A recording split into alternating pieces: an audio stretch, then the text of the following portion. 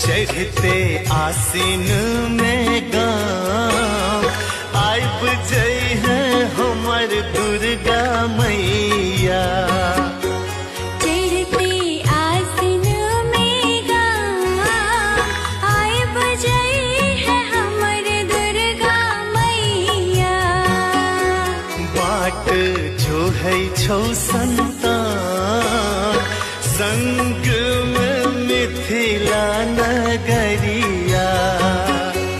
बाट जो है छौ संतान संग में मिथिला नगरिया।